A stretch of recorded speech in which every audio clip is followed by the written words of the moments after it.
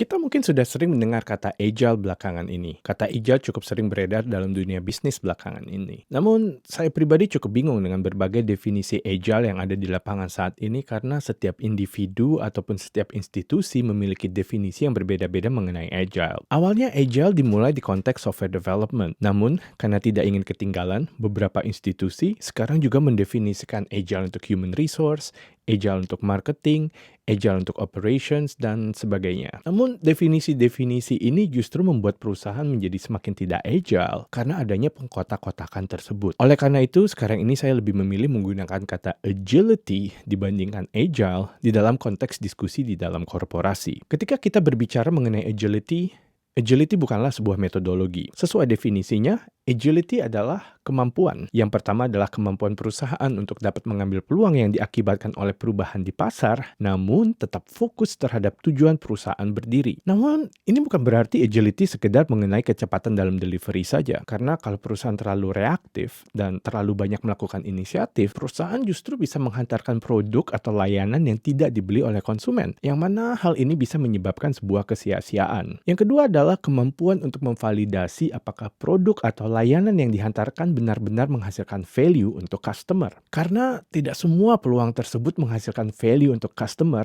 maupun untuk perusahaan. Dan apabila data empiris menunjukkan ternyata peluang tersebut tidak menghasilkan value, setiap orang di dalam perusahaan juga harus memiliki keberanian untuk menghentikan inisiatif tersebut. Jadi, agility adalah kemampuan dalam menyeimbangkan antara kecepatan dalam mengambil peluang akibat perubahan yang ada di pasar dan kecepatan dalam memvalidasi kebutuhan customer. Kemampuan dalam menyeimbangkan kedua kecepatan ini hendaknya menghasilkan return on investment yang optimal bagi perusahaan dan menyebabkan orang-orang di dalam perusahaan merasa fulfilled ketika bekerja. Agar perusahaan bisa terus-menerus meningkatkan agility, dibutuhkan alignment antara setiap departemen di dalam perusahaan. Silo-silo ataupun pengkotak-kotakan justru menghambat agility. Selain alignment, orang-orang di perusahaan termasuk pimpinan perusahaan juga justru harus memiliki kerendahan hati dan mau mengesampingkan status quo. Perusahaan hendaknya fokus pada agility daripada terjebak dalam implementasi praktik-praktik agile karena